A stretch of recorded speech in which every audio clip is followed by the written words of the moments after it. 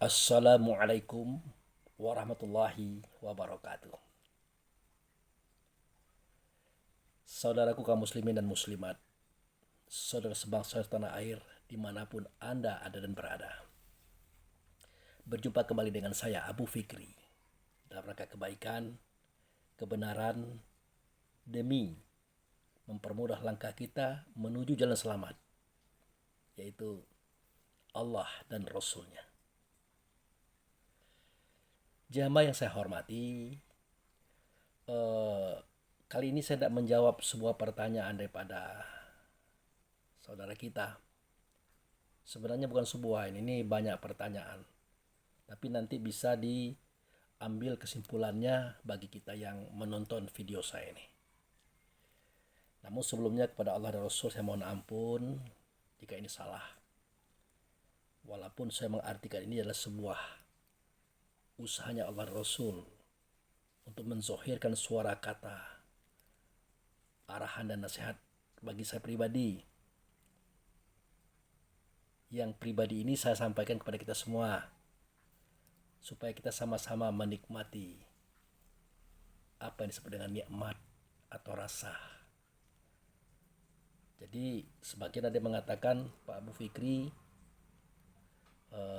pengalaman rohani itu tidak boleh diumbar, tidak boleh disampaikan kepada siapapun. Itu hanya khusus bagi diri kita saja. Saya jawab benar. Ya. Tetapi ada di antara pengalaman itu yang masih bisa kita sampaikan kepada orang lain. Karena para rasul, para nabi, para wali semuanya itu bukan mereka tidak memiliki pengalaman kerohanian, tidak. Bahkan mereka banyak menemukan itu. Tetapi tetap mereka menyampaikan kepada kaum, kepada umat pada saat itu. Hanya saja di sini masih berlaku yang namanya rezeki. Kalau itu memang rezeki kita, kita akan paham dan kita akan tertarik untuk menyimaknya. Kalau itu bukan rezeki kita, kita belum paham dan kurang tertarik untuk menyimaknya. Jadi semua itu dilakukan oleh Allah dalam rangka memfilter, menyaring orang-orang yang patut mendapatkan informasi-informasi itu. Karena dari langit sampai ke bumi beserta isi-isinya itu adalah info-info daripada Allah, data-data daripada Allah, fakta-fakta daripada Allah yang perlu kita kaji, yang perlu kita jawab teka-teki yang ada di dalamnya. Dan semua itu bermanfaat bagi kehidupan kita ke depannya. Contoh misalnya, kita berbicara tentang keadilan. Nah, kebanyakan kita mengartikan keadilan itu sama rata, sama rasa. Ya. Padahal yang merasa itu kualitas dan kapasitasnya manusia yang tidak sama. Tentu berbeda-beda. Nah, jadi berdasarkan kenyataan itu saya katakan bahwa keadilan itu bukan sama rata, bukan sama rasa. Melainkan bisa kita tempatkan sesuatu itu pada tempatnya. Contoh seperti ini. Nah, ini tangan. Ini tangan kanan saya ini. Nah, ini jempolnya nih. Jempolnya mengarah ke kiri. Nah, jadi seandainya sama rata, sama rasa yang kita pegang, otomatis tangan kiri saya ini jempolnya harus di sini. Sama rata, sama rasa. Tetapi Allah tidak menjadikan seperti itu. Jempol kanan di sini, jempol kiri di sini. Kenapa sedemikian? Kenapa tidak sama? Karena pengertian adil itu adalah meletakkan sesuatu pada tempatnya, pada kadarnya, sehingga terciptalah kestabilan dan keindahan. Nah, ini kan dapat kita buktikan ini.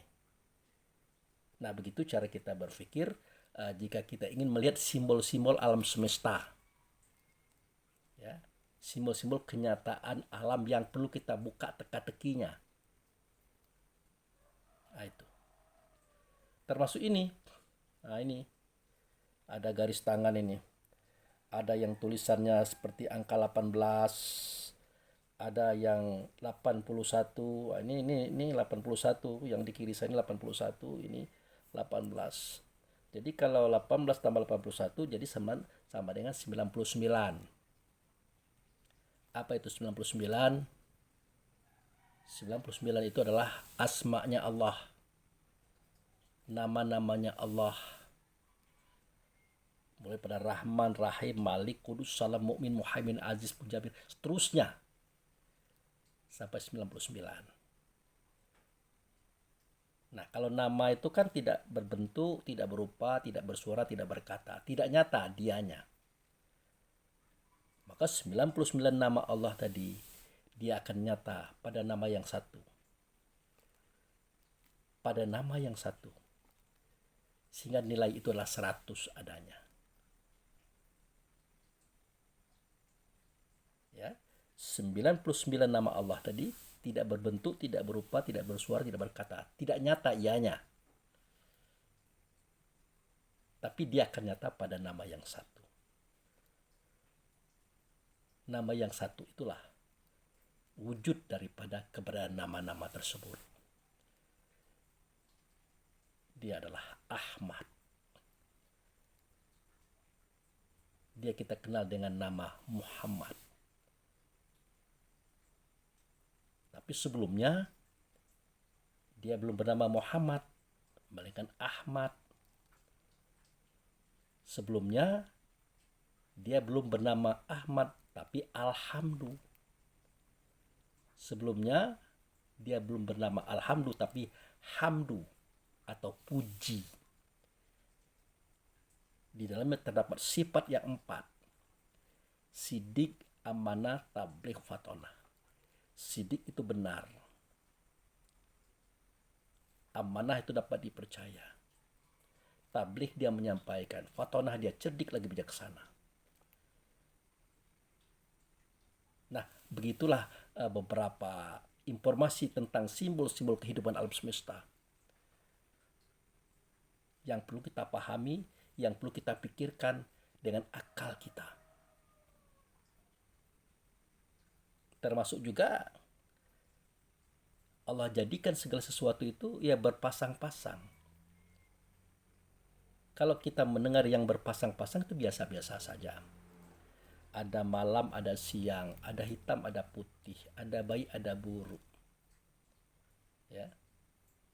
Apalagi? Ada laki-laki, ada perempuan.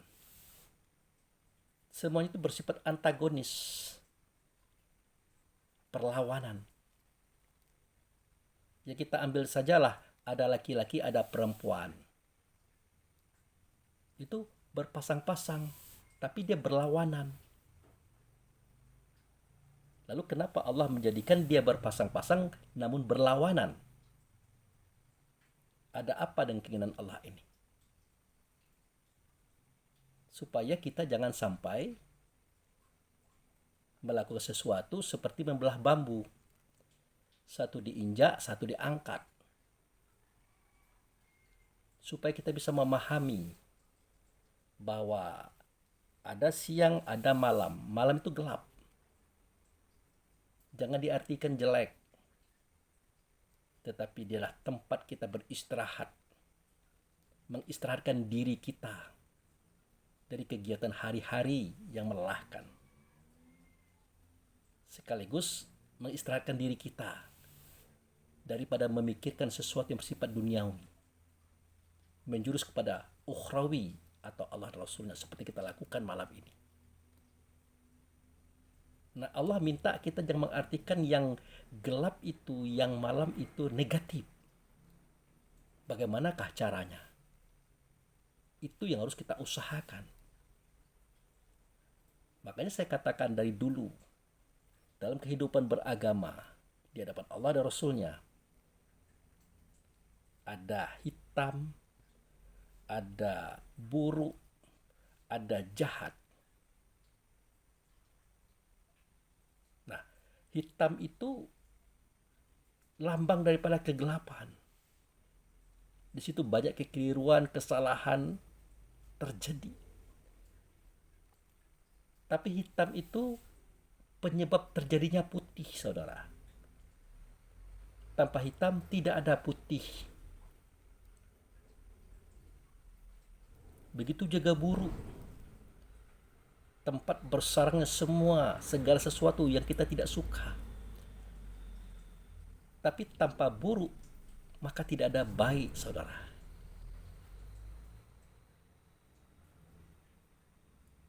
Nah, begitu dia dengan jahat tadi. Jahat. Tidak benar. Itu adalah sesuatu yang harus kita jauhi. Kita hindari. Bahkan kalau perlu kita benci dia. Tetapi jahat itu, tidak benar itu ternyata adalah bagian daripada processing menuju kebenaran. Kebaikan.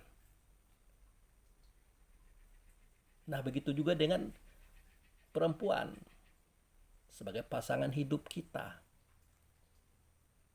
Kita sadari atau tidak? Kalau pertama, iyalah kita senang perempuan, perempuan senang kita, maka timbul cinta, timbul kasih, timbul sayang, akhirnya kita menikah. Indah-indah saja, baik-baik saja.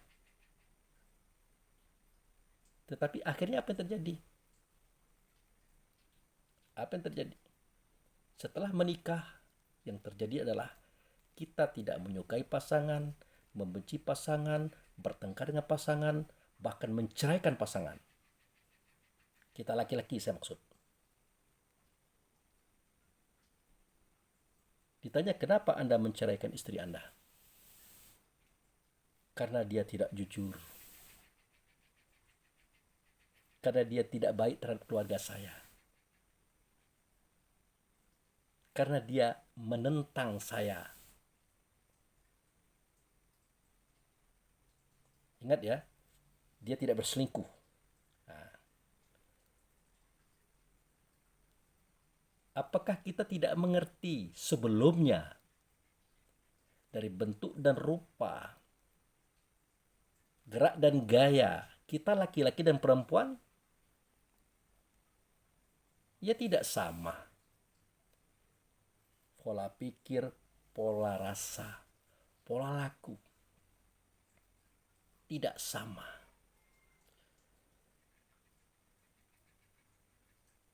Nah, semestinya sebelum kita menikah, kita harus paham dulu apa itu menikah. Siapa dianya yang dinikahkan dan bagaimana cara menikah. Ya kalau menikah itu ya menghalalkan hubungan laki-laki dan perempuan secara syar'i, secara agama, secara Allah dan Rasul, itu menikah. Kemudian siapa yang dinikahkan? Yang dinikahkan itu adalah roh kita laki-laki dengan roh kita yang perempuan. Siapa yang menikahkan? Yang menikahkan adalah ayahanda kita, ayahanda yang perempuan. Ternyata ayah kita satu. Ayah roh itu satu. Ana abul arwah wa Adam abul bashar. Aku bapak roh, Adam itu bapak tubuh, kata Muhammad. Jadi beliau yang menikahkan. Kenapa Adam bapak tubuh? Karena Adam terbuat dari tanah. Tapi roh Adam itu anakku, kata beliau. Makanya ada kalimat wa walidi wa mawalad. Demi ayah dan demi anaknya. Siapa ayah? Itu adalah beliau. Siapa anak? Itulah semua ruh yang dalam dada kita. Dalam dada perempuan atau istri kita. Ya dialah yang menikahkan. Lalu di mana pernikahan itu terjadi? Makanya kita buka surat Tin. Pada surat At-Tin ini dijelaskan. Watini wazaitun wa turi sinina wa hazal baladil amin. Demi buah tin. Nah, itu simbol perempuan. Wa zaitun, itu buah zaitun, simbol laki-laki. Wa turi sinin, bukit Sin, tempat bertahtanya Sin. Siapa Sin? Buka surat Yasin. Apa bunyinya? Ya, Sin. Nah itu.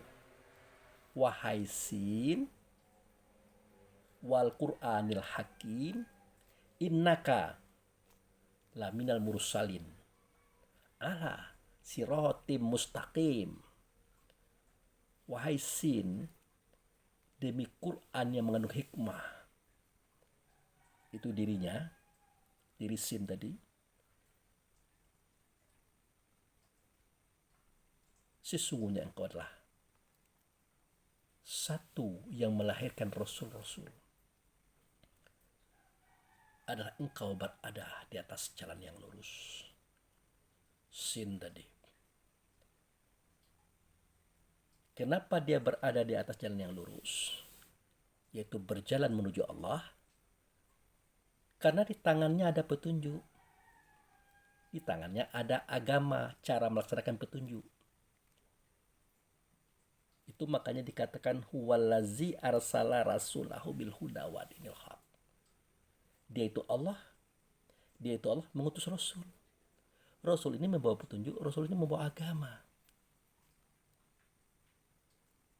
Makanya beliau berada di atas jalan yang lurus. Nah, di bukit Sin itulah, di tempat ketinggiannya Sin itulah, zaitun tadi, atin tadi dinikahkan oleh beliau. Laki-laki tadi, perempuan tadi dinikahkan oleh beliau. Lalu di mana itu? Turi Sinina, bukit Sin itu. Wahazal baladil amin. Di negeri yang aman ini.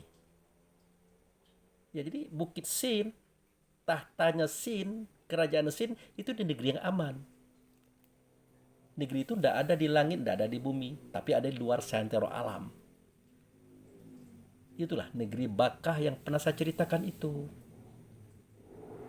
Inna awwala baiti wudi alinasi lalazi bi Bakkah mubaraka wa hudil alamin fihi ayatu bainatu maqama Ibrahim mandakalahu kana amina. Itu dia. Sesungguhnya itu pernyataan taukid menegaskan, ya, sesungguhnya rumah yang pertama kali, artinya belum ada rumah sebelum itu, aku yang menjadikan. Artinya Allah, bukan tukang, bukan manusia. Nah, rumah ini aku persembahkan bagi manusia. Bukan manusia, tapi ada bagian daripada manusia, itu ruh. Di mana lokasinya? Di Bakkah. Nah, inilah Baladil Amin, negeri Bakkah ini. Di dalamnya ada rumah. Mandakalah kana amin. Siapa yang masuk dalam rumah itu, aman sentausalah dia. Dari gangguan dirinya sendiri, dari gangguan iblis, jin setan, dari azab neraka.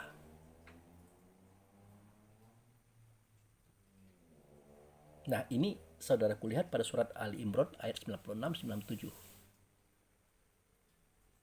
Nah, di situ dinikahkanlah ruh laki-laki, ruh perempuan oleh ayahandanya, oleh walinya.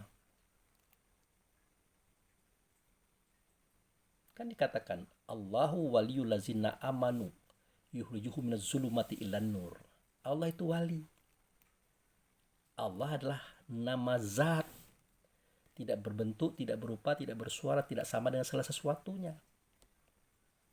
Lalu kepada siapa dia nyata? Di mana dia nyata? Dia nyata pada Rasul. Rasul itulah ayahandanya kita. Makanya dia jadi wali daripada pernikahan anak-anaknya di tempat itu. Itu semestinya harus kita pahami.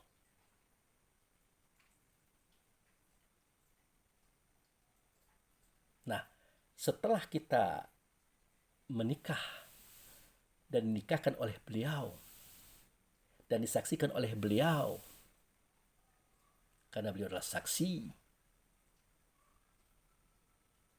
maka berlakulah kalimat yang berikutnya. Apa? Laqad khalaqnal insana fi ahsani taqwim.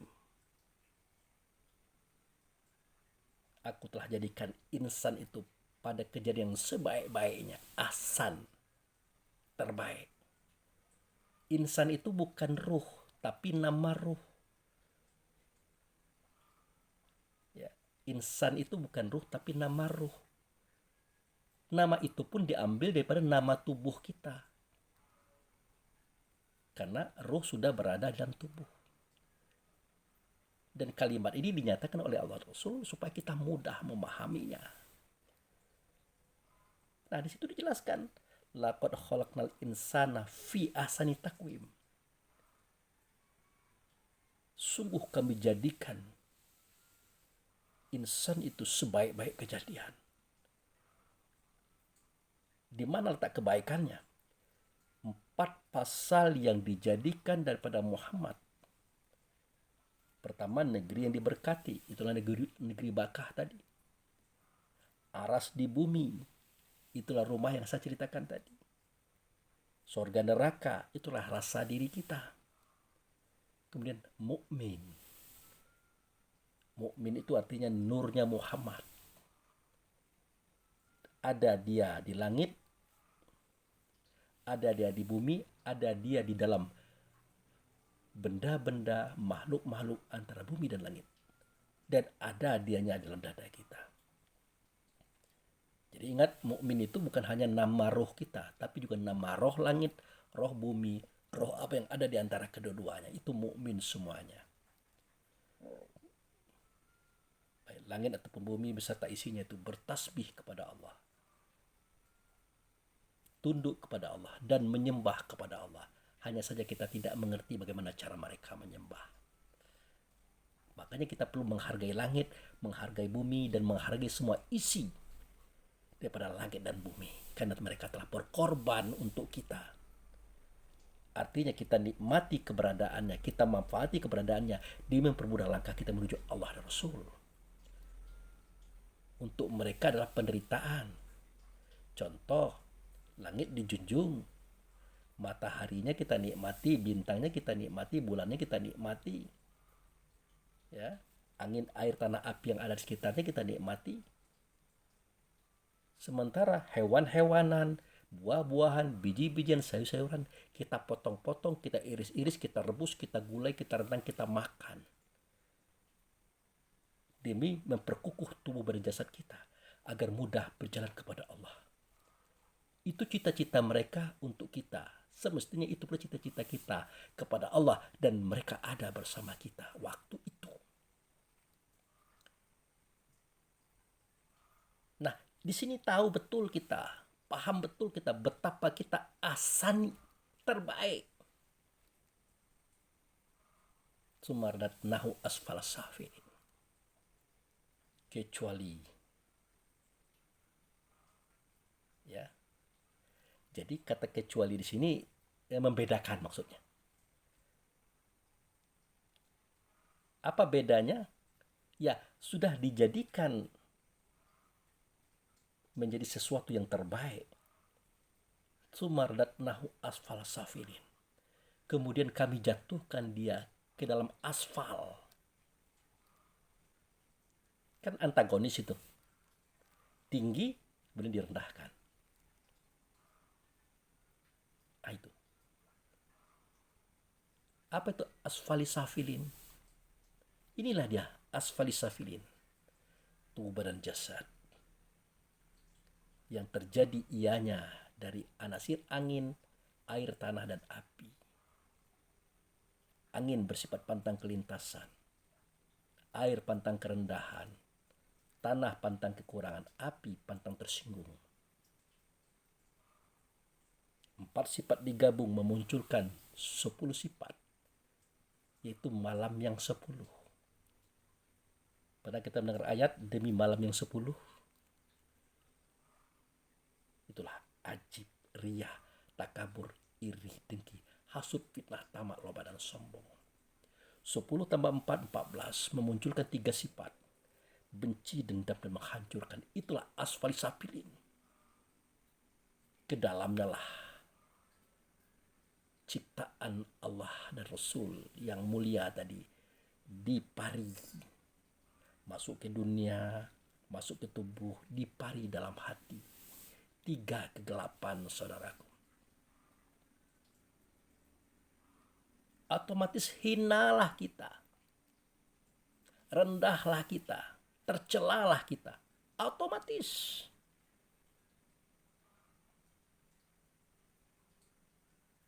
Makanya kalimat itu berbunyi, laqad khalaqnal insana fi ahsani taqwim tsumma radadnahu asfala safilin illal ladzina, itu dia, kecuali ya, illal ladzi, orang yang beriman, kecuali si mukmin. Lah, bukankah dia tadi mukmin? Betul. Ditiupkan ke tubuh, namanya roh. Dipari di hati, namanya insan. Nah, itu tadi yang saya katakan. Nah, supaya dia itu tidak sehina asfali safilin, dari insan dia harus mi'raj ke ruh. Dari ruh dia harus mi'raj ke mukmin kembali.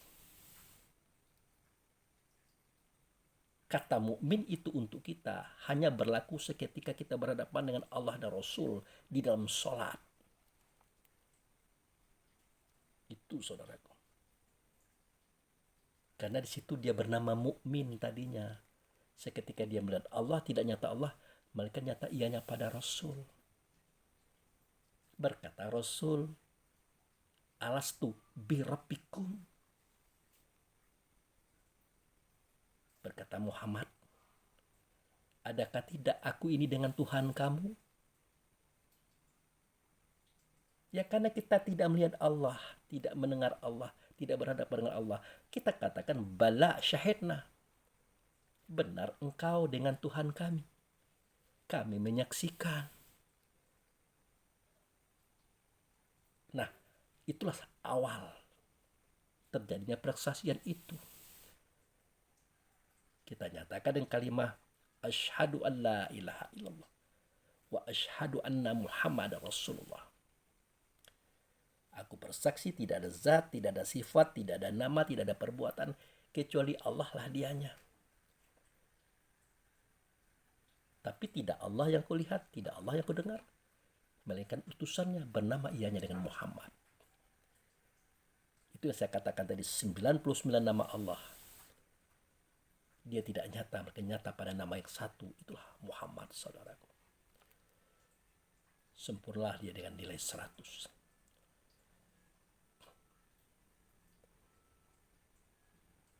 Nah, semua inilah simbol-simbol kehidupan yang perlu kita lihat, kita dengar, kita rasakan, kita pikirkan, kita cari solusinya.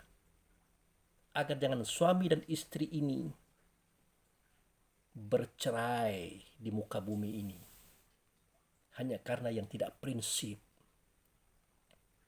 Aku ceraikan dia karena dia tidak patuh kepadaku, tidak jujur, dia membenci keluargaku.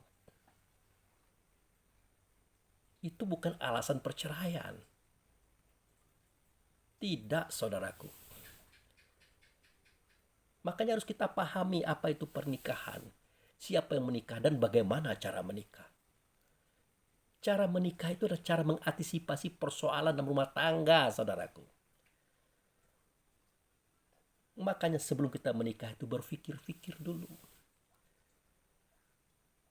Hati-hati. Lengkapi kualitas, kapasitas, keilmuan kita. Karena yang diurus ini adalah roh. Roh yang alam dada wanita. Tidak mungkin kita bisa mengurusnya. Dari jauh-jauh hari Allah dan Rasul mengatakan, yas'alunaka 'anir ruh. Qulir ruh min amri rabbik wa ma utitu minal ilmi illa qalila. Kalau bertanya orang kepadamu, hai Muhammad, tentang ruh, katakan ruh itu urusan Tuhan. Jadi roh istri kita itu Tuhan yang bisa mengurusnya, bukan kita. Itu yang harus dipahami, saudaraku. Makanya perlu kita mengaji ini. Waktu bujang-bujang, remaja, mengajilah dulu. Karena kita akan menampung amanah daripada Allah dan Rasul. Seorang ruh yang ada dada perempuan. Jelas tingkah perangainya tidak sama dengan tingkah perangai kita laki-laki. Namanya saja sudah berbeda, laki-laki dan perempuan. Bentuk dan rupa tabiatnya sudah berbeda. Bagaimana mungkin kita akan rukun? Tidak akan rukun kita. Karena berbeda tadi. Nah, setelah kita berkapasitas, berkualitas, paham dan ilmu kita sudah mapan untuk memahami siapa itu perempuan, maka menikahlah. Setelah kita menikah dengan perempuan, maka berlakulah arijalu kawamun nisa. Laki-laki itulah pemimpin bagi perempuan. Jadilah kita seorang pemimpin. Bagaimana pemimpin? Ribut dikit ngusir bini. Ribut dikit nampar bini. Ribut dikit menceraikan bini. Itu bukan pemimpin, saudara. Kalau yang gitu-gitu Anda usah belajar. Gampang. Justru laki-laki yang memimpin wanita tadi adalah tangannya Allah, tangannya Rasul untuk membina roh yang ada di dada perempuan, saudaraku. Biar dia tidak membantah, tidak membangkang. Biar dia jujur. Biar dia menghormati kita, keluarga kita, dan orang lain. Biar dia amanah kepada kita. Kita hanya pelaksana. Tapi tidak selesai di kita. Pasti Allah dan Rasul juga menyelesaikan dia. Itu gunanya kita mengaji. Pemuda, pemudi, remaja. Untuk itu saudara-saudariku, pahamilah itu. Makanya saya berkata tidak ada perceraian itu kecuali satu sebabnya. Yaitu seketika dia berkhianat kepada kita. Dia berselingkuh. Dia berkhianat kepada kita, artinya dia berkhianat kepada yang menikahkan kita, yaitu Rasul. Kalau dia berkhianat kepada Rasul, artinya dia berkhianat kepada Allah. Kalau kita dikhianati, Rasul dikhianati, Allah dikhianati, mau kemana lagi dia? Maka pisahkanlah diri kita dengannya. Jadilah itu sebuah alasan untuk kita berpisah dengannya. Walaupun Allah dan Rasul mengatakan perbuatan yang halal ya, tapi dibenci oleh Allah dan Rasul, talak tadi, cerai tadi, pisah tadi. Kenapa? Efeknya. Walaupun istri kita berselingkuh, seketika kita menceraikan dia, apa kita bahagia? Apa kita puas? Hancur hati kita. Begitu juga dia, hancur hatinya. Begitu juga anak, keturunan kita, hancur hati mereka. Sakit semuanya. Tapi bagaimana ini untuk dipertahankan? Ini sebuah pelanggaran yang berat. Tapi kalau sebatas tidak patuh, sebatas tidak jujur, sebatas tidak baik, maaf, sebatas impotennya kita, tidak ada kemampuannya kita, itulah gunanya nasihat pranikah. Sebelum nikah itu dinasihati, bukan sejam 2 jam, hanya 1 kali di kantor KUA, tidak. Nasihat pranikah itu bagi remaja adalah di dalam pengajiannya, di dalam wiridnya, sampaikanlah oleh pendakwah cerita ini, termasuk impotensi yang terjadi pada laki-laki, itu akan bermasalah dalam kehidupan berumah tangga. Artinya, pendakwah mengarahkan remaja ini untuk mengobati kekurangannya itu sampai selesai, sampai sembuh. Katakan kepadanya, jangan sampai engkau menikah sebelum penyakit itu sembuh. Kalau penyakit itu tidak sembuh, bagaimana Pak Ustadz? Apa boleh buat? Hidup ini normal. Kita butuh kasih sayang. Yang dalam daripada itu adalah generasi ke generasi. Pasti kita akan melakukan hubungan. Kalau dalam hal itu kita tidak bisa menunaikan nafkah batin namanya, tentu akan mengecewakan saudara kita yang perempuan, itu istri tadi. Jadi sebelum dia kecewa, maka hendaklah kita terima kenyataan itu, karena memang dia ada di kita. Impoten itu ada di kita. Harus kita sadar diri. Dan penyakit impoten itu sendiri ternyata adalah kesalahan kita sendiri. Mudah-mudahan Allah mengampunkan, Allah memaafkan, dan itu bisa disembuhkan, saudara. Tapi kalau tidak sembuh, sebaiknya,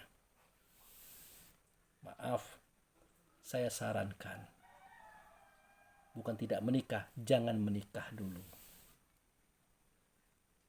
Karena mengecewakan saudara kita, yaitu istri, sama dengan mengecewakan Allah dan Rasul. Karena dalam kecewaan itu ada rasa sakit, saudaraku. Dalam rasa sakit itu ada rasa kehinaan. Sedangkan Allah dan Rasul mengatakan, Iqra' warabukal akram. Baca dan Tuhan memuliakan. Apa itu baca? Ya belajar. Apa itu belajar? Dengarlah, lihatlah, rasakan sesuatu itu untuk suatu kepahaman. Itu Iqra'. Dan Tuhan memuliakan. Bagaimana memuliakan Tuhan? Allah tidak berbentuk, tidak berupa, tidak bersuara, tidak berkata. Bagaimana kita memuliakannya? Cari Rasulnya, sama saja. Dia tidak berbentuk, tidak berupa, tidak bersuara, tidak sama dengan sesuatunya. Cari nabinya, sudah terkubur di Madinah. Ternyata yang dimuliakan itu saudaraku, selain pada Allah, Rasul, dan Nabi, dia yang datang dari Allah dan Rasul, ya alam dada setiap kita, termasuk yang alam dada istri kita tadi. Berat pernikahan ini, saudara. Nah, inilah simbol-simbol yang perlu kita pecahkan teka-tekinya. Udah setengah jam cerita simbol saja. Belum cerita in kuntum tuhibbunallaha fattabi'uni yuhibbukumullah yaghfir lakum dzunubakum wallahu ghafurur rahim. Itu tema kita loh. Oke, ya enggak apa-apa. Terlalu panjang Pak Abu pembukaannya. Enggak apa-apa, itu kan pengetahuan daripada Allah Rasul untuk kita semua. Baik, kita masuk kepada in kuntum tuhibbunallah fattabi'uni tadi. Oke. Nah, jadi seketika Rasul berkata, jika kamu mencintai Allah, ikut aku. Jangan ikut yang lain, ikut aku, kata Rasul. Supaya apa? Yuhibbukumullah yaghfir lakum dzunubakum wallahu ghafurur rahim. Supaya Allah mencintai kamu juga. dan mengampunkan dosa-dosa kamu kalau kamu ikut aku. Kalau tidak ikut aku, ya tidak dicintai oleh Allah. Tidak diampuni oleh Allah dosa-dosa kita. Sementara kita belum kenal dengan Muhammad, tidak pernah belajar tentang Muhammad secara hakikat. Sudah bisa dipastikan tidak ikut Muhammad kita ini. Tidak dikasih, tidak disayang, tidak diampuni dosa, tetapi merasa dikasih, merasa diampuni, merasa disayangi oleh Allah dan Rasul. Ini yang perlu kita pertimbangkan dalam kehidupan kita sehari-hari, saudara. Maka perlu kita mengkaji dan mengaji ini. Perlu ikro warabukal akram ini. Bacalah. Tuhan memuliakan Tuhan itu tidak bisa. Tetapi Tuhan yang memuliakan kita. Bagaimana mungkin kita memuliakan Tuhan? Kita membesarkan Tuhan, kita mengagungkan Tuhan. Kita saja kecil, kita saja tidak mulia. Dia yang memuliakan kita, dia akan membesarkan kita, dia akan mensucikan kita. Caranya bagaimana? Ya ikut Rasul. Makanya kajian Ma'rifatul Rasul itu sangat penting. Bahkan melebihi Ma'rifatullah, saudaraku. Karena awaludin Ma'rifatullah itu sudah jelas. Walaupun saudara-saudara kita menanyakan mana hadisnya, awaludin Ma'rifatullah, tidak ada itu. Padahal yang namanya hadis, yang namanya Quran, yang namanya dalil hanya untuk mengantarkan kita kepada kepastian hukum. Kepastian keadaan dan kenyataan yang kita yakini kebenarannya. Ternyata walaupun tidak pakai Quran, tidak pakai hadis, tidak pakai dalil, siapa yang mengatakan kita tidak perlu kenal Allah? Tidak ada. Memang kenal Allah dulu, baru kita bisa masuk agama ini. Ngapain kita masuk agama yang tidak kenal Allah di situ? Yang tidak kenal Rasul di situ? Yang tidak kenal diri kita di situ? Tidak mungkin. Makanya saya katakan Quran, hadis adalah dalil memang, tapi tidak ada di Quran, tidak ada di hadis, tapi nyata keberadaannya, fardu ain hukumnya, maka itu sudah benar. Tidak perlu pakai Quran, hadis juga sudah benar itu, saudara. Sama dengan istilah yang paling ringan, jika Anda lapar maka makanlah. Insya Allah Anda akan kenyang. Siapa yang akan membantah? Perlukah Quran? Perlukah hadis? Jawabnya tidak. Bukan tidak perlu, tapi tidak lagi diperlukan. Karena sudah bertemu dengan kepastian hukum, kepastian kenyataan, fardu ain namanya. Begitu juga dengan awaludin ma'rifatullah tadi. Ya bagaimana mungkin kita masuk agama Islam tapi kita tidak kenal Allah, ngapain kita masuk? Kalau bukan untuk menyembah kepada zat yang maha agung tadi, yaitu Allah. Kan begitu. Nah tapi tidak mungkin kita bisa mengenal Allah. Allah tidak berbentuk, tidak berupa, tidak bersuara, tidak berkata, tidak sama dengan sesuatunya. Makanya kajian ini dikecilkan volumenya. Ya, dimudahkan, diringankan kepahamannya. Maka jadilah man arafa nafsahu faqad arafa rabbahu. Siapa yang kenal dirinya, pasti dia akan kenal siapa Tuhannya. Siapa yang kenal Tuhannya, pasti akan mengenal siapa itu Allah. Itulah kajian diri yang kita kaji hari ini. Itu saudara. Nah itu yang dimuliakan diri ini. Cara memuliakannya ikut Rasul. Niscaya dikasihi oleh Allah, disayangi oleh Allah, dan diampuni dosa. Nanti ada prosesnya saya ceritakan. Walaupun sudah berkali-kali diceritakan, kita ceritakan lagi tidak apa-apa. Begitu. Nah, kemana ikut Rasul? Ingat ya, ikut Rasul ya, bukan ikut Nabi. Kalau Nabi kan tidak ada. Di Mekah tidak ada. Di Madinah ya kuburannya saja. Maka yang berkata pada waktu itu adalah Rasul, yang ianya ada dalam dada Nabi. In kuntum tuhibunallah. Kan beliau itu yang bersuara, berkata. Kalau bibir beliau, lidah beliau, kepala beliau, fisik beliau itu alat. Alat bersuara, alat berkata, alat berbuat beliau. Bukan beliau itu. Dan bukan itu yang akan kita turut. yang akan kita ikut. Tetapi yang di dalam dadanya beliau waktu itu, Rasul. Nah, di mana beliau sekarang? Tidak tahu kita. Kalau bukan Allah dan Rasul mengajarkan melalui orang tua kita, tidak mengerti kita. Nah, itulah kalimah la uksimu bihazal balad. Aku bersumpah dengan negeri ini. Negeri Bakkah yang saya ceritakan tadi. Wa anta hilum fi hazal balad. Sesungguhnya engkau berada dalam negeri itu. Di mana tepatnya? Ada di dalam rumah. Ada dalam rumah. Yang kita ceritakan tadi itu Baitullah. Yang Allah yang menjadikan rumah itu. Disitulah dulu kita berada sebagai makmum. Ibrahim sebagai imam, beliau sebagai kiblat atau hadapan. Yang nyata Allah pada beliau saat itu. Nah, di sini saya pernah ditanya juga oleh saudara kita itu. Ini bagaimana Pak Bu Fikri ceritanya? Bukankah Muhammad itu terakhir lahirnya? Kok Ibrahim menghadap beliau pula?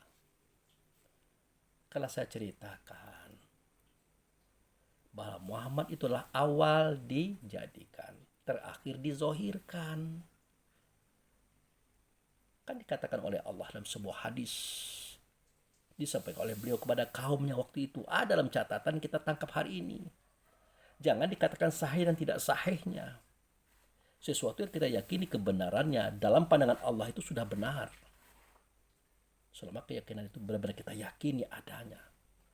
Berdasarkan fakta dan data. Apa kata Allah yang disampaikan oleh Rasul pada saat itu? Laulaka ma khalaqtul asya. Kalau bukan karena engkau hai Muhammad, tidak akan kujadikan segala sesuatunya. Artinya segala sesuatu itu tidak terjadi kalau bukan karena Muhammad. Kalau bukan berasal daripada Muhammad. Makanya Allah berkata lagi, Muhammad menyampaikan kepada kaum zaman itu. Apa kata beliau? Khalaqal asya li ajlika wa khalaqtaka li ajli. Aku jadikan segala sesuatu daripada engkau hai Muhammad. Aku jadikan engkau daripada aku.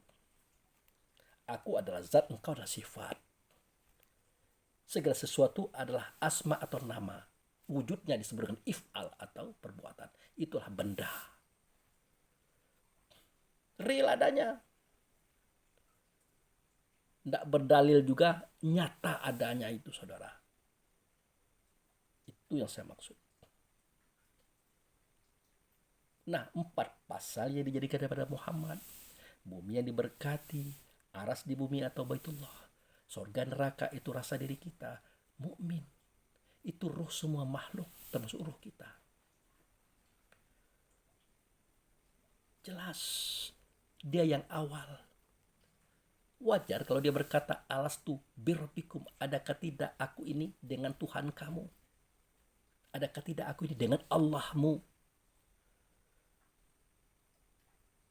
Benar. Tapi di situ tidak dikatakan Allah, Rob. Karena Allah itulah ceritanya ada khusus itu saudara. Pernyataan Adam seketika kaget melihat Allah. Yang nyata bukan Allah tetapi utusannya. Maaf, saya ceritakan ini sedikit. Ya, dia melihat Allah, tapi dia kaget. Yang dia lihat bukan Allah, melainkan utusannya. Allah. Kata kagetnya Adam sampai sekarang terpakai dengan menyebut nama zat pencipta langit dan bumi. Padahal dia menyebut wujud serta Allah tadi. Ya.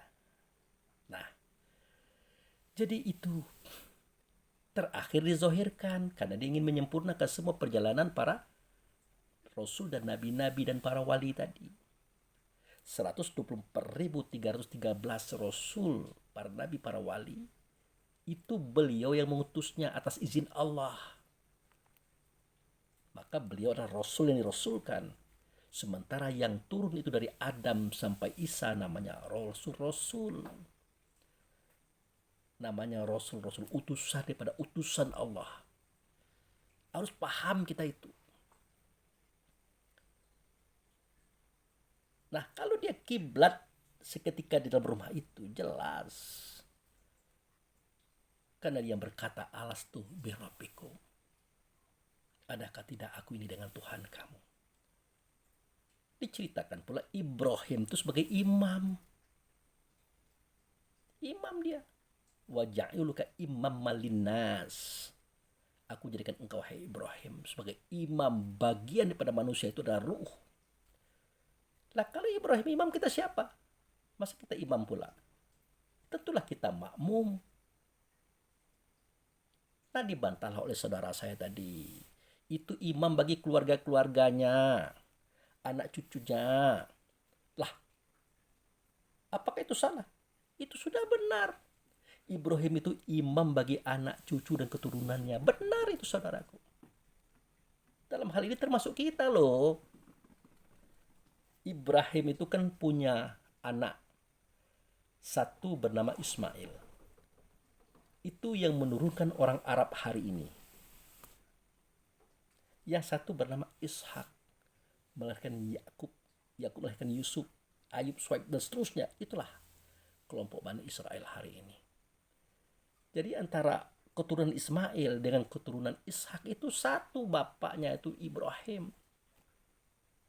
Nah, kalau saudaraku mengatakan dia itu imam bagi anak-anak keturunan, ya benar, termasuk kita. Lalu di mana salahnya saya mengatakan itu? Kenapa dibantah?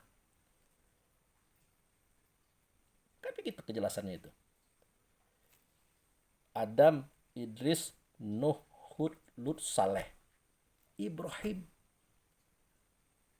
Ibrahim inilah yang menurunkan keturunan daripada anak-anak Adam selanjutnya, saudara, termasuk kita hari ini. Itu. Nah, itulah cerita tentang isi Baitullah tadi. Kesitulah kita pergi ke negeri Bakkah tadi. Ya, masuk ke dalam rumah tadi. Kenapa? Untuk selamat, untuk aman. Dikatakan mandakalahu kana amina. Siapa masuk dalam rumah itu aman sentau salah dia. Dari gangguan dirinya sendiri, gangguan jin iblis setan, gangguan neraka. Nah, kesanalah kita ikut beliau. Bagaimana ikut beliau? Lokasi itu kita tidak ingat lagi di mana posisinya. Kalau ingat bagaimana caranya, tidak bisa. Maka saya katakan dimudahkan agama ini oleh Allah dan Rasul. Negeri Bakkah dijadikan Mekah. Baitullah dijadikan tandanya di tengah-tengah Masjidil Haram namanya Ka'bah. Nah, itulah kalimat yang dikatakan falyabudu rabb hadzal bait. Kau sembah Tuhan di rumah ini. Namun sebelumnya jangan ini dulu kita uraikan. Kita uraikan dulu ikut Rasul itu bagaimana caranya. Ya, ikut Rasul itu artinya melaksanakan hubungan dengan beliau. Nah, hubungan ini adalah silah atau sholat namanya. Itulah sholat. Ya, ikut beliau. Ya, sholat kepada beliau. Karena beliau akan membawa kita kepada Allah. Terang kalimat itu, saudaraku. Apalagi yang mau ditafsirkan? Jika kamu mencintai Allah, ikut aku. Artinya dia akan membawa kita kepada Allah. Yang tahu Allah hanya beliau, bukan kita. Kita tidak tahu Allah. Dikatakan pula, oh, kita tidak perlu pakai wasilah-wasilah, langsung saja kepada Allah. Oh, jangan begitu dong.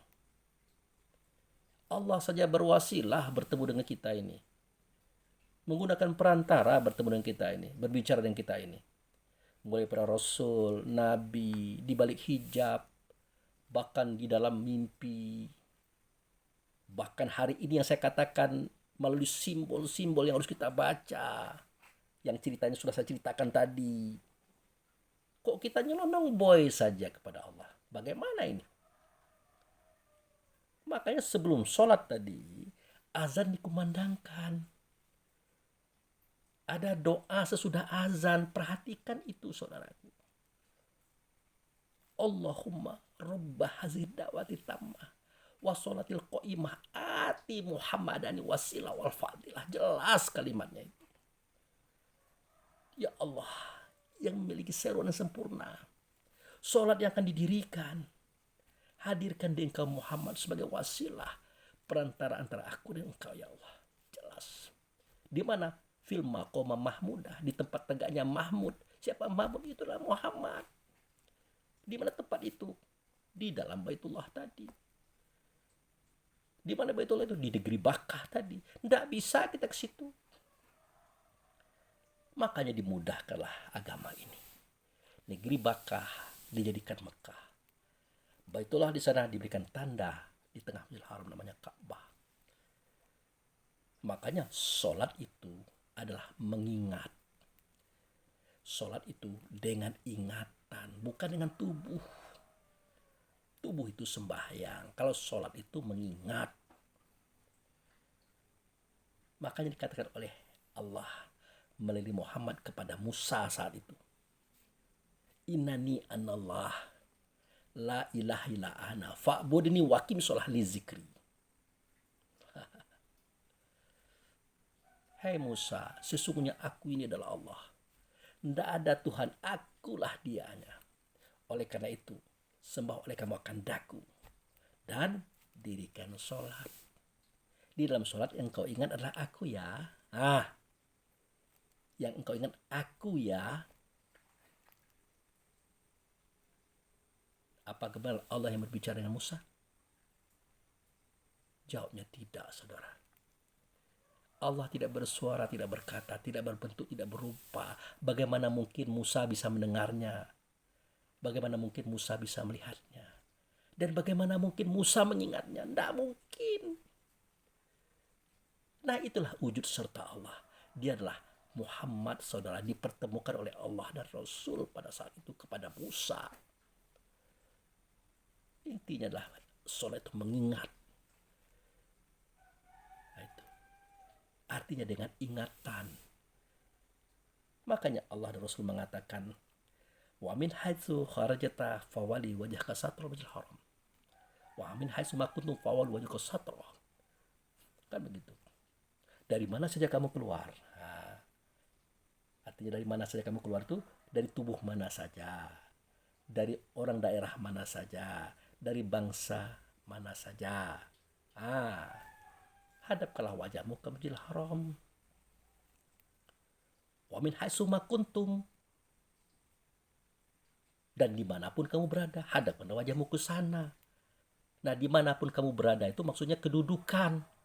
Kamu mau rasul, kamu mau nabi, kamu menjadi wali, kamu presiden, gubernur, apa saja. Hadapkan wajahmu ke situ, kata Allah Rasul. Kenapa? Kenapa? Karena di situ ada tanda Baitullah, namanya Ka'bah. Nah itu. Jadi wajah di sini artinya wajah roh. Bagian terdepan daripada roh itulah ingatan. Bukan wajah ini wajah tubuh. Tapi boleh dia menghadap ke sana, boleh. Tidak dilarang, bahkan dianjurkan. Tapi yang paling penting itu adalah wajah roh. Karena yang sholat itulah roh, yang sembahyang itulah tubuh. Tapi ingat, gerakan roh itu tidak nyata, makanya nyata pada tubuh. Jangan sampai terjadi seketika Allah mengatakan melalui Rasulnya, at-ta'murunan nasa bil birri wa tansawna anfusakum wa antum tatluna kitab afala ta'qilun. Jangan sampai terjadi seperti itu. Adakah patut kamu jadikan tubuhmu, kamu perintah manusiamu berbuat baik, tegak seperti alif, rukuk seperti ha, sujud seperti mim, duduk seperti dal. Ahmad, kamu perintah, kamu suruh manusiamu berbuat baik, sementara kamu lupa diri. Kamu ke bank, kamu ke mall, kamu ke pasar, kamu menghitung uang kamu rapat. Kamu tinggalkan Allah dan Rasul dari situ. ke tempat lain. Itu dikatakan oleh Allah pada surah Al-Baqarah 257. Allahu waliyul ladzina amanu yukhrijuhum minaz zulumati ilan nur. Nah, ini prosesnya nih yang saya ceritakan. Allah itu wali. Muhammad itu wali yang mengeluarkan kita dari gelap kepada terang. Ini asfali safilin, ini gelap. Ini alam zulumat itu tubuh kita ini. Dikeluarkan dengan ingatan ke tempat terang. Sementara orang kafir walinya dah togut. Siapa orang kafir? Orang kafir kita juga. Orang beriman kita juga. Kita beriman, kita mukmin kalau kita tetap di situ. Tetap sholat bersama Allah Rasul di situ. Bertemu dengan Allah Rasul di situ. Itu mukmin. Kalau kita tinggalkan Allah Rasul, kalau kita tinggalkan nur itu tadi, kafirlah kita. Karena dikatakan oleh Rasul, bainal kufar wal mu'min tarkus sholah. Perbedaan si kafir dengan si mukmin itu waktu dia meninggalkan sholat, ditinggalkannya sholat, ditinggalkannya Allah Rasul, ditinggalkan cahaya, dia ikut togut. Nah, togut itu kan mengeluarkan dia dari cahaya kepada gelap. Allah mengeluarkan dia dari gelap kepada terang. Kan jelas kalimat ini, real. Mantap-mantap kita dengan Allah, mantap-mantap kita dengan Rasul, dibawa oleh togut ke dalam gelap. Mulai kita cerita kepentingan togut. Siapa togut? Togut itulah an-nasu, jiwa atau manusia. Inilah wujudnya. Ya, diajaknya lah kita cerita tentang bank, kebun, pasar, uang, rapat. Itu kan kepentingan manusia semua itu. Padahal setelah assalamualaikum kanan, assalamualaikum kiri, semua yang diceritakan oleh togut tadi tidak ada, saudaraku. Dia hanya mengacau saja. Itu. Makanya dia katakan pada surat Al-Alaq, ara'aital ladzi yanha 'abdan idza shalah. Adakah kamu melihat orang yang menghambat hamba untuk bertemu dengan Tuhannya dalam sholat? Ada tidak kamu melihat? Jawabnya tidak ada, pasti. Tapi terasakah? Terasa. Itu yang kita alami, itu yang kita rasakan, saudaraku. Itu yang fardu ain. Jangan Anda tanyakan gimana dalilnya. Itu kenyataan. Gitu. Jangan begitu kita. Nah, kembali kepada persoalan kita tadi. Jadi jika kita mencintai Allah, ya ikut Rasul ke tempat itu. Ternyata tidak bisa. Nah, dijadikanlah Masjidil Haram. Ada Ka'bah di depannya. Tanda Ka'bah ada makom Ibrahim. Nah ini, saudaraku yang menanyakan makom Ibrahim kemarin itu. Perhatikan kalimat ini. Nah, ingat ya, sholat itu mengingat. Sholat itu mengingat. Berarti dengan ingatan. Kalau tubuh boleh berdiri seperti alif, ruku seperti ha, sujud seperti mim, duduk seperti dal, di masjid, di rumah, di kebun, di kantor. Boleh.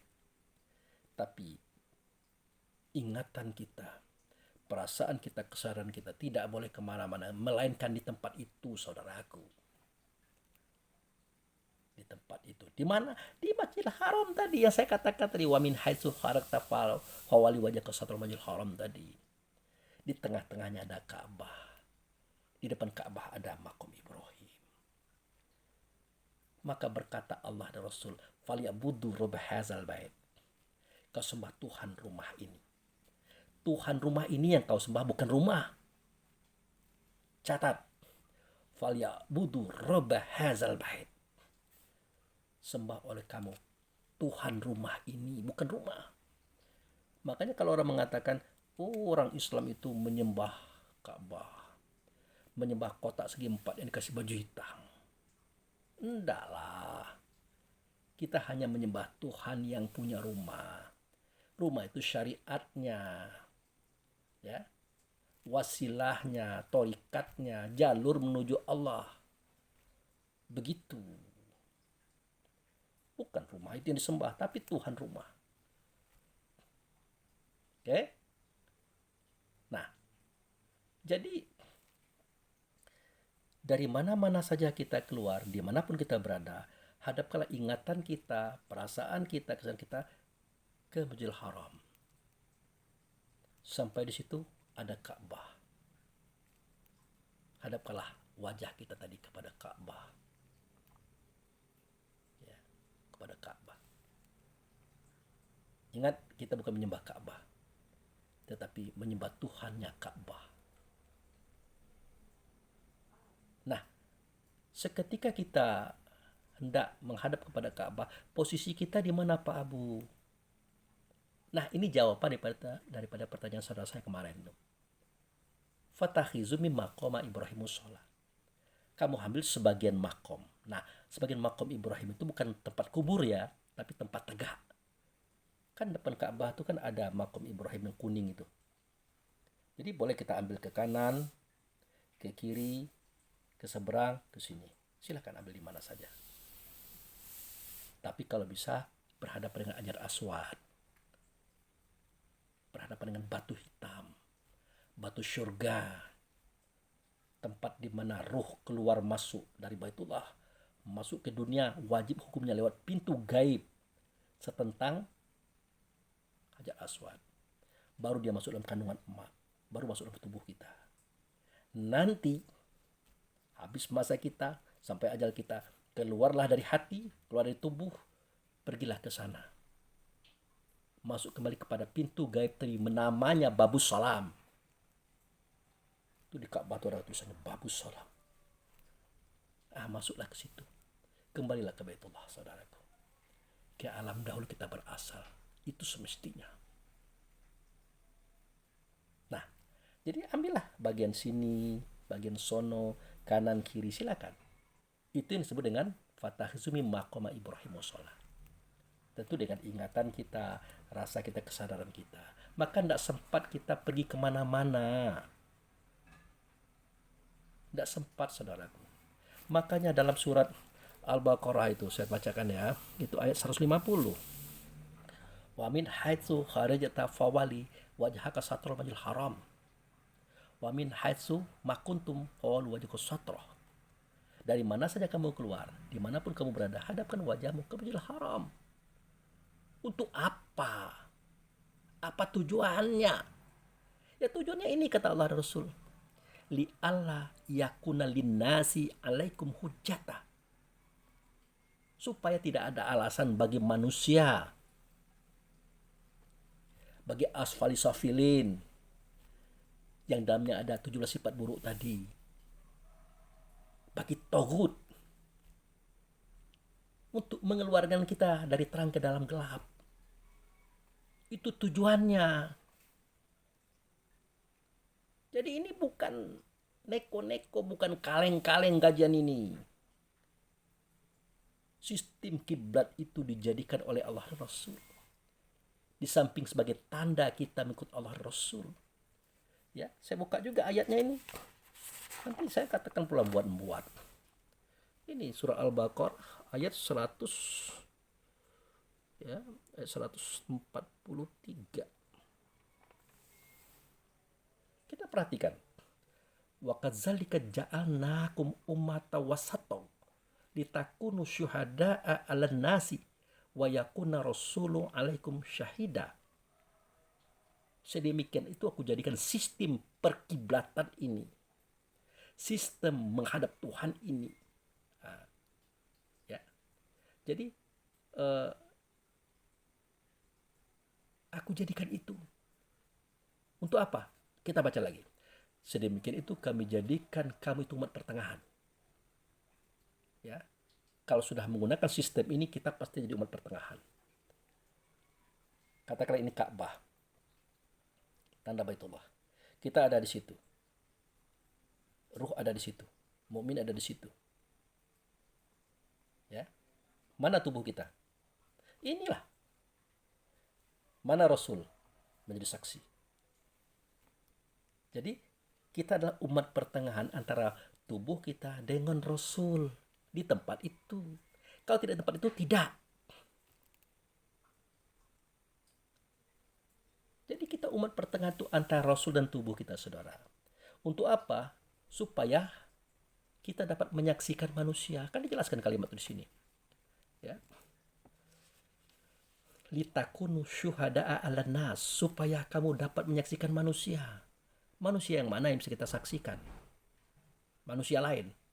Tidak. Manusia diri kita. Biar kita tahu perangai buruk kita, perangai yang tidak jujur kita, perangai bajingan kita. Sehingga kita mudah dinasihati, mudah diarahkan, mudah dinasihati. Itu tanda kita sudah bisa menyaksikan diri kita. Kalau dinasihati, diarahkan, muka merah, telinga merah, berarti belum mendapatkan syafaat Allah dan Rasul. Belum bisa menyaksikan diri sendiri, maunya apa? Udah jelas diri ini jelek, salah, tidak benar. Diberitahukan, marah. Begitu. Mengaji di masjid.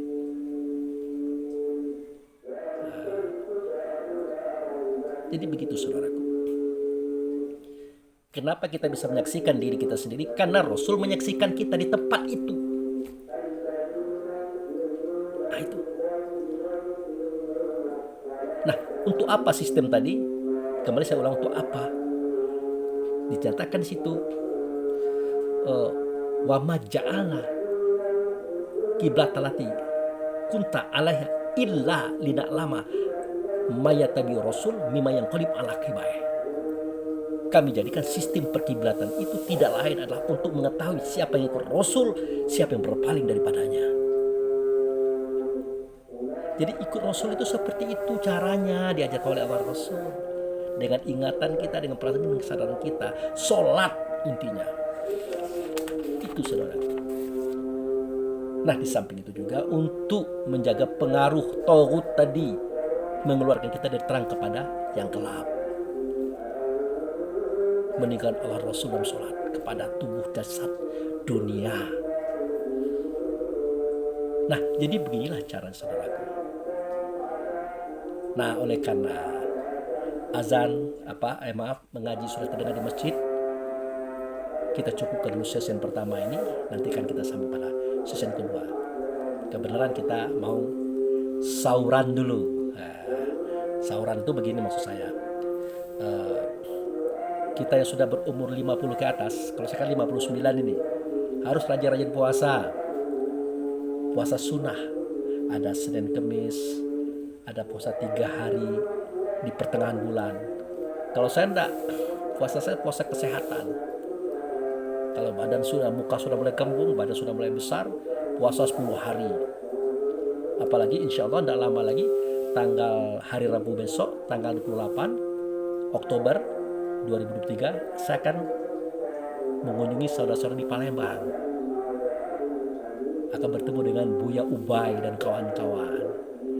Sekaligus akan berangkat pula ke negeri seberang dekat Palembang, pakai bot katanya, menemui saudara dan keluarga situ. Nah, harus puasa. Untuk apa? Menfitkan fisik, memfitkan rohani, dan melangsingkan muka dan tubuh. Jangan sampai nampak gendut. Padahal sudah gendut juga. Oke, baik. Sampai berjumpa pada sesi kedua. Assalamualaikum warahmatullahi wabarakatuh.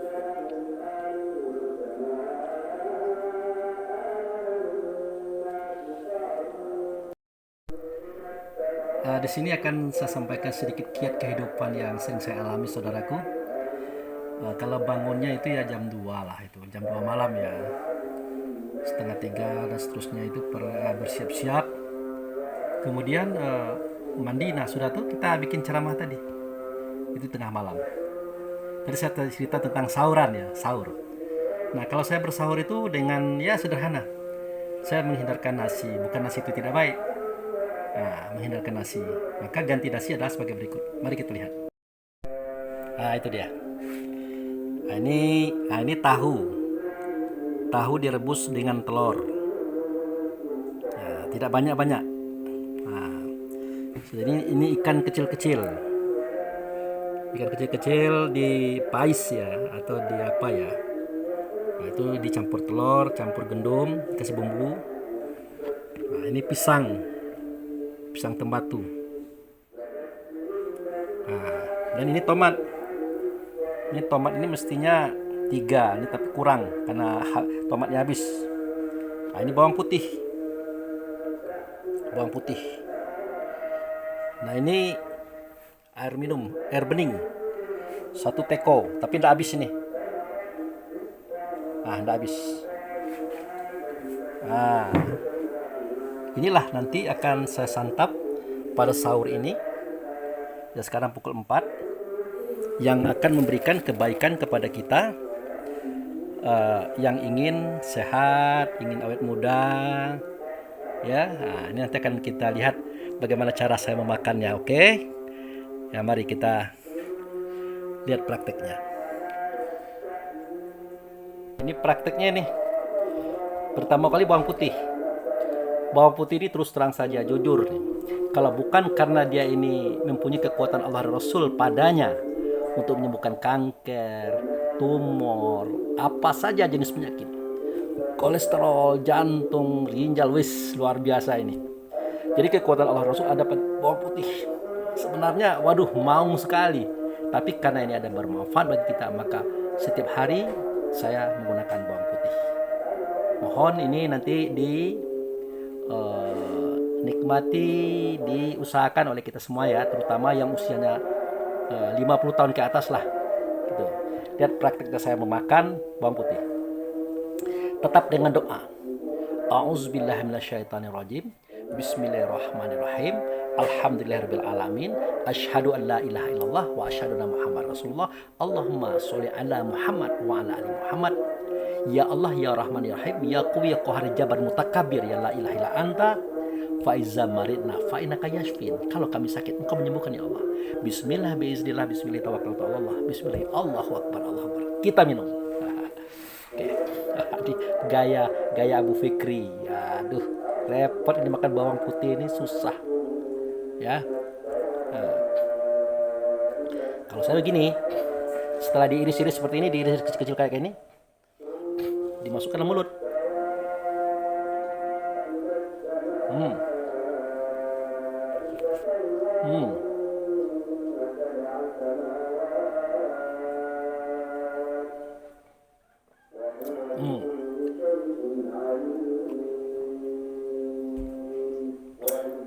Tekonya tidak istimewa, teko biasa.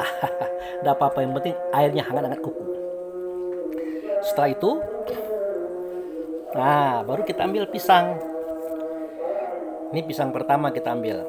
Nah, untuk apa pisang pertama ini? Ya biar tidak terasa maung tadi. Nah, kita harus jujur ya. Tidak mudah makan bawang putih bagi saya. Tapi bagi orang-orang tertentu mudah dikunyahnya. Nah.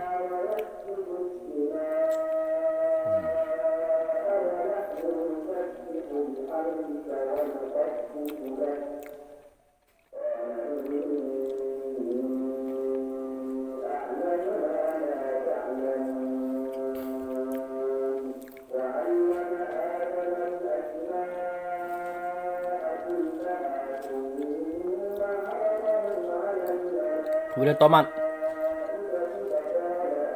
Nah, tomat ini untuk membersihkan dinding-dinding daripada urat-urat yang ada dalam tubuh kita. Jadi urat kita itu bagaikan pipa, ada lumut-lumutnya itu, pipa ledeng itu. Itu akan menghambat darah. Kemudian darah kita juga udah kental.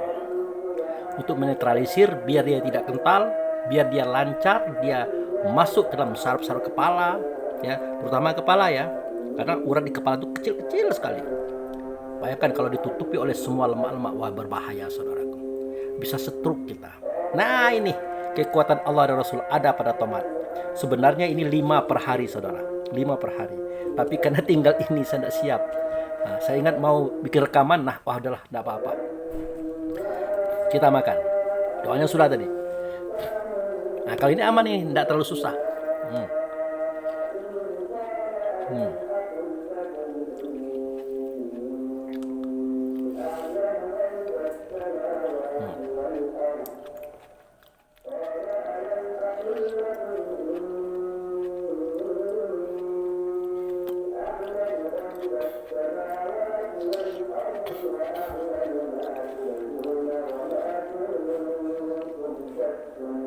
karena untuk peragaan tidak perlu saya sorting sampai habis. Sebagai contohnya saja. Nah ini ikan, anak ikan ya. Kalau kata wong Palembang tuh anak teri. Kita kenal dengan teri Palembang ya, ikan-ikan kecil seperti inilah. Ini ikan basah. Kalau bahasa Bengkulnya dipais ya. Ada daun kunyit, ikan kayak gini kecil-kecil, ikan basah ya, bukan ikan teri, ikan basah. Dikasih cabai, bawang, tomat, bawang putih. Nah, diaduk, kemudian dibakar melalui kuali atau alat khusus di atas kompor, dimakan. Nih.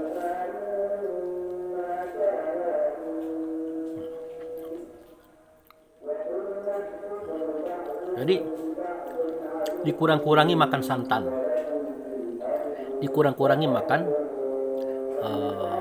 minyak manis gorengan. Selalulah kita menggunakan sambal-sambal atau gulai-gulai yang sifatnya tidak santan, tidak minyak. Sama untuk menjaga jangan sampai kolesterol atau semacam lemak-lemak yang akan membalut tubuh urat khususnya itu berjangkit pada kita. Ini juga ya masih, jangankan yang ini, sapi saja makan rumput ada lemaknya ya. Sudah itu ikan apa ya yang ada minyaknya itu, ikan saja makan rumput laut, makan ikan ada lemaknya. Apalagi kita memang makan yang lemak, pasti akan super lemak. Ini juga sebagai contoh. Nah ini ganti nasi, tahu ya, tahu. Ini saya makan ya tahu.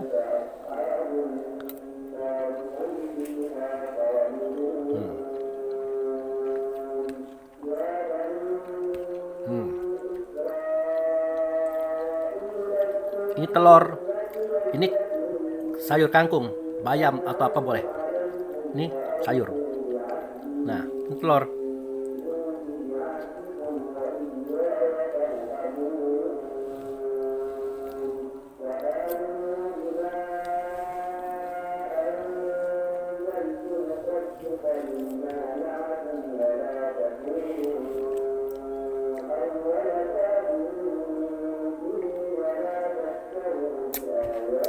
Itu saja sebagai peragaan, sebagai tips tambahan dalam ceramah kita tadi. Mudah-mudahan saudara-saudaraku bisa melakukan itu. Pertama, jaga pikiran, jaga perasaan kepada hal-hal yang negatif ya. Kedua, jangan banyak tidur. Kalau siang boleh tidur, sudah zuhur tidur itu perlu. Kenapa? Malamnya bangun jam 2 malam. Kemudian buka Quran, buka hadis, buka cakrawala, berjalan menuju Allah Rasul di dalam alam pemikiran kita. Dan jangan lupa berpuasa. Karena obat yang paling murah, paling praktis adalah berpuasa bagi kita orang-orang tua yang usia 50 ke atas. Bahkan 40 ke atas sudah boleh dimulai. Oke, baik. Terima kasih.